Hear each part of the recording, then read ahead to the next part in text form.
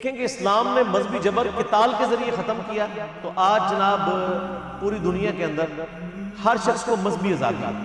اب یہ نہیں کہ پاکستان کا اگر پرائم منسٹر مسلمان ہے تو ساری رعایا جو ہے وہ ضرور ہی مسلمان ہو، ایسا نہیں ہے۔ یا انڈین پرائم منسٹر اگر ہندو ہے تو وہ ایمفسائز کرے کہ سارے مسلمان ہندوازم قبول کر لیں۔ جو مظالم ہو رہے ہیں وہ الگ بات، لیکن اوورآل وہ اس طرح ایمفسائز نہیں کر سکتے۔ تو یہ جو مذہبی جبر ختم کیا نا اسلام نے، یہ اس جدید دور کا خالق اسلام ہے، اور یہ ہوا ہے تلوار کے زور۔ یہ فلسفہ تھا، یہ جو تماشا بنایا ہوا نا انہوں نے کہ جی وہ دیکھیں جی مسلمانوں نے تلوار کے زور کے اوپر پوری دنیا کے اوپر حکومت کی ہے، یہ جنگجو تھے۔ سر جو بدماش سینکڑوں سال سے دنیا پر حکومت جمائے بیٹھے تھے، ان بدماشوں کو اکھاڑنے کے لیے تلوار کی ضرورت پڑتی تھی، اور اس کے لیے پھر اللہ تعالیٰ نے یہ تلوار مسلم کی۔ ظاہرہ اس کا انیشلی آغاز جو ہے وہ مدینہ شریف سے ہوا، یعنی یہ دعوت قتال کی شکل میں مدینہ شریف سے اٹھی اور 15-17 سالوں کے اندر پوری دنیا کے اوپر یعنی پھیل گئی۔ آپ دیکھ لیں کہ ہجرت مدینہ ہوئی ہے یکم ہجری میں، اس وقت صرف 125 بندے مسلمان تھے۔ 2 ہجری میں غزوہ بدر ہوا، کتنے مسلمان تھے؟ 313۔ 3 ہجری میں غزوہ احد ہوا، کتنے مسلمان تھے؟ 1000۔ ان میں سے بھی 300 وہ منافقین ہی تھے، 700 مسلمان تھے۔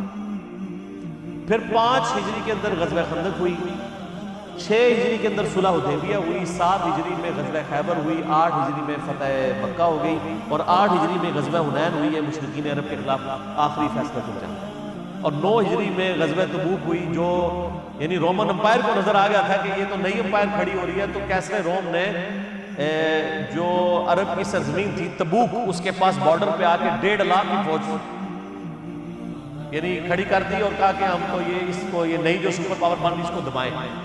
تو یہ پہلا اور آخری موقع تھا جب اللہ تعالیٰ کے محبوب صلی اللہ علیہ وسلم نے یہ اناؤنسمنٹ کی کہ اب جو شخص قتال میں نہیں جائے گا وہ منافق تصور کیا۔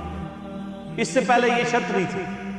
30,000 جانثار صحابہ کا لشکر لے کر، جن میں منافقین بھی شامل تھے جو قانوناً مسلمان تھے، نبی علیہ السلام جو ہے وہ تبوک تک گئے۔ اور سر اس زمانے کے اندر آپ اندازہ کریں 700 کلومیٹر کا سفر ریگستانی سخت گرمیوں میں، جب کئی کے لوگوں کے پاؤں میں جوتیاں بھی نہیں تھیں، کئی پیدل تھے، بہت کم لوگ سواریوں پر تھے، اور ان پر ایسا روب ڈلا کہ کیسرے روم نبی علیہ السلام کے پہنچنے سے پہلے ہی بارڈر چھوڑ کے بھاگ گیا۔ پہلے وہ للکار رہا تھا، حالانکہ 1.5 لاکھ اور 30,000 کا کوئی مقابلہ تھا۔ 1.5 لاکھ لیٹسٹ اسلحے کے ساتھ لیس آرمی، اور 30,000 جن کے پاؤں میں جوتیاں بھی نہیں، لیکن اس کو نظر آ گیا کہ نہیں بھئی یہ غیبی مدد ہے، ورنہ میں آپ کو یہ غزوہ تبوک ہی جنگ یرموک ثابت ہو جائے۔ اور پوری دنیا پہ داغ بیٹھ گئی یار، رومن امپائر، یعنی آپ دیکھیں کہ بھوٹان فوج لے کے آئے اور امریکہ اپنی فوج پسپا کر لے تو دنیا میں کیسے کھلبلی مچ جائے گی۔ انہوں نے کہا یار یہ لوگ فوج لے کے بھاگ گئے۔ نبی علیہ السلام 40 دن تک وہاں رہے، ارد گرد کے قبائل کے ساتھ آپ نے باقاعدہ معاہدے کیے کہ یا تو نیوٹرل رہو گے یا ہمارا ساتھ دو گے۔ سارے نے کہا جناب تھوڑی تو طاقت ہی نہیں کسی دی، رومن امپائر ناچ گئی۔ تو کچھ آپ کے ساتھ مل گئے، کچھ نے کہا ہم جنگ ہوئی تو ہم نہ ان کا ساتھ دیں گے نہ۔ پھر نبی علیہ السلام تو دنیا سے تشریف لے گئے اس غزوہ تبوک کے 1.25 سال کے بعد۔ پھر حضرت بکر صدیق کے زمانے کے اندر جو ہے وہ کسریٰ کے خلاف قتال شروع ہوا۔ ظاہر ان پر بھی حجت تمام ہونی تھی، ان کو بھی خطوط لکھے ہوئے تھے، یا تو جزیہ دو یا مطیع ہو جاؤ یا جنگ کے لیے تیار ہو جاؤ، جو سورہ توبہ میں ہے۔ انہوں نے سوچا ہی نہیں تھا، انہوں نے کہا یہ عرب کے بدو یہ تو لوٹ مار کرنے آتے ہیں اور بھاگ کے راتوں رات چلے جاتے ہیں۔ ہم نے کہا نا، اب ہم لوٹ مار کرنے نہیں آئے ہیں، ہم بھیجے گئے۔ تو وہ تو ان کو سیریس لے ہی نہیں تھے رہے۔ اچھا یہ جو کسریٰ کے لوگ تھے نا پرشین امپائر کے، یہ یعنی بڑے ٹف ماحول کے عادی تھے۔ عرب کی ٹکر کے اگر کوئی لوگ تھے نا تو وہ کسریٰ کے لوگ تھے، کیونکہ وہ بھی اس ٹف ماحول کے عادی تھے جس طرح عرب کے لوگ عادی تھے۔ یعنی کتنے عرصے تک ریگستانوں میں سفر کرنا اور سارا وہ گرمی کو برداشت کرنا۔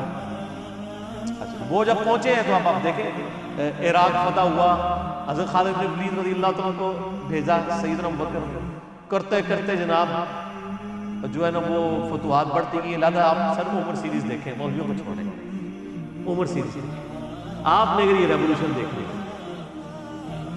حضرت ابوبکر صدیق وفات پا گئے, حضرت عمر بنے, تو ابھی بالکل فیصلہ کر لیا, یعنی دونوں طرف فائنل کھیلے جانے والا تھا.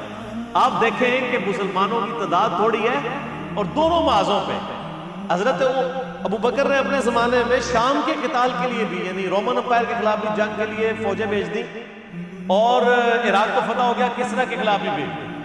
دونوں سپر پاور سے بیک وقت ٹکراؤ. اس دوران سیدنا ابوبکر کی وفات ہو گئی, حضرت عمر خلیفہ بنے, اور عین میدان جنگ جنگ یرموک ہونے والی تھی. خالد بن ولید چیف آف آرمی سٹاف ہے, حضرت عمر نے پہلا ڈیسیژن کیا کہ خالد کو ہٹاؤ.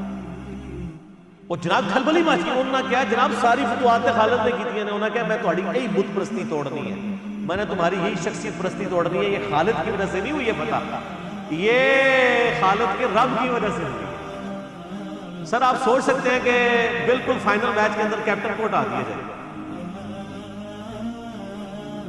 یہ حضرت عمر کا کانفیڈنس تھا. ابو عبیدہ ابن جراح یرموک کے لیے, اور 4 دن تک جنگ جاری رہی. اللہ تعالیٰ نے مسلمانوں کو فتح دی. اور جو کیسر تھا رومن امپائر کا جو ہیڈ, جو صدیوں سے وہاں بیٹھا ہوا تھا شام کے اندر, بیت المقدس کو انہوں نے مین سٹی چھوڑ کے چلا گیا وہاں سے, دوبارہ نہیں آ سکتا. اور دوسری طرف اس کے فوراً بعد اسی سال میں, جس سال یہ یعنی یرموک ہوئی ہے نا, یہ 17 ہجری کے اندر, اسی سال جنگیں جو ہے وہ قادسیہ بھی لڑی. اب ظاہر مسلمانوں کا فوج تھوڑی تھی. قادسیہ اصل میں ایک مسلمانوں کا امتحان تھا کہ لاکھوں کا لشکر لے کے وہ رستم پہلوان آ گیا. پھر حضرت عمر نے باقاعدہ خط لکھا وہاں سے کہ تم وہاں سے فوج جو ہے نا کچھ حصہ یہاں پہ بھی ٹرانسفر کرو, تاکہ, اور یہاں سے اب طے پایا کہ اب کس کو قادسیہ کے لیے کس کو لیڈر میں آ جائے. حضرت عمر نے یہ ڈیسیژن کیا کہ میں خود جاؤں گا قادسیہ سے, کیونکہ یہ بہت فیصلہ کن جنگ ہے. یرموک چونکہ مسلمان جیت چکے تھے, تو اس کی وجہ سے جو پرشین امپائر ہے اس پہ روب پڑ گیا تھا کہ جناب امریکہ نے ناس کیا جائے, اور رشیا کی باری ہے, تو رشیا تو روب پہ گیا, جس طرح آج رشیا اور امریکہ. سیدنا عمر نے کہا میں خود جاؤں گا. حضرت علی نے کہا کہ نہیں, نہ آپ نے نہیں جانا. سر یہ نام بنا نہیں کہاں ہے. ان کا حضرت آپ کو کچھ ہو گیا تو پیچھے کیا بنے گا. اگر خدا نہ خواستہ مسلمان قادسیہ میں شکست بھی کھا گئے تو آپ پیچھے تو ہوں گے نا. ہم اور عرب قبائل کو جمع کر کے نئی کھیپ روانہ کر دیں گے, ایک اور فیصلہ کو جنگ لڑ لیں گے, اور اگر آپ شہید ہو گئے تو مسلمانوں کا شرازہ بھی کر جائے. اور سر یہ سیم جو خطبہ ہے نا, یہ نہج البلاغہ میں بھی شیعہ کی کتاب کے اندر موجود ہے, جو میں نے ایچ ڈی کیمرے میں دیکھا. تو سیدنا عمر پھر رک گئے. پھر مشورہ ہوا کس کو بھیجا جائے. اب باقی سینئر صحابہ بھی تیار تھے حضرت علی جانے کے لیے. باقی حضرت عمر جو ہے نا وہ سینئر لوگوں کو اپنے سے دور نہیں کرتے تھے. وہ کہتے تھے نہیں تم لوگ تو مجھے مشورہ دینے والے ہو, تم کو تو میں تمہیں یہاں سے نہیں جانے دینا. بہرحال طے پایا کہ جی یہ جناب شیروں کے مقابلے کے لیے شیر کو بھیجا جائے. سعد ابن ابی وقاص, سعد شیر کو بھی کہتے ہیں عربی میں, شیر کو بھیجا گیا. سعد ابن ابی وقاص رضی اللہ تعالیٰ, نبی علیہ السلام کے ماموں بھی تھے رشتے میں, یعنی وہ نانگے خاندان سے رشتے میں ماموں. سعد ابن وقاص کو حضرت عمر نے بھیجا, اور پھر سعد ایک خط کے پیچھے سے روانہ کیا کہ سعد اس بات کو نہ کرنا کہ تو اللہ کے نبی کا ماموں ہے, یاد رکھنا اللہ کا کوئی رشتہ دار نہیں. اللہ کا کوئی رشتہ دار نہیں ہے, خدا کے ساتھ کمٹمنٹ شو کرنی ہے, بزدلی نہیں دکھانا. اور پھر سر سعد ابن وقاص اگرچہ وہاں جا کے بیمار ہو گئے, قلعے میں تھے, خود تو لڑ نہیں سکے, لیکن پوری پلاننگ انہوں نے کی. 4 دن کے اندر اللہ تعالیٰ نے مسلمانوں کو جنگ قادسیہ میں فتح عطا فرمائی. 8,500 مسلمانوں نے 8,500 مسلمان اور ڈیسائسو جنگ. آج ہمیں ان 8,500 بندوں کے نام تو نہیں پتا, لیکن اللہ کے حضور تو وہ امر ہے جنتوں کا. اور پوری پرشین امپائر مسلمانوں کے قبضے میں آ گئی. رومن امپائر کا تو کچھ حصہ آیا تھا نا, باقی جزیہ دینے پہ آمادہ ہو گئے. پرشین امپائر پوری مسلمانوں کا قبضہ. اور پھر حضرت عمر کا آپ کرائٹیریا دیکھیں کہ انہوں نے پرشین امپائر گری تو عبداللہ ابن مسعود کو چیف جسٹس بنا کے وہاں پہ بھیجا. چیف جسٹس اتنا بڑا ہوتا، آج کا چیف جسٹس نہیں سنبھالا جا رہا، اس زمانے کا چیف جسٹس. حضرت علی کو حجاز میں لگایا جہاں خود تھے حضرت عمر، مدینہ مکہ یہ پورا ہے، یہاں کے چیف جسٹس علی بن ابی طالب جو کسی کی پرواہ نہ کرے.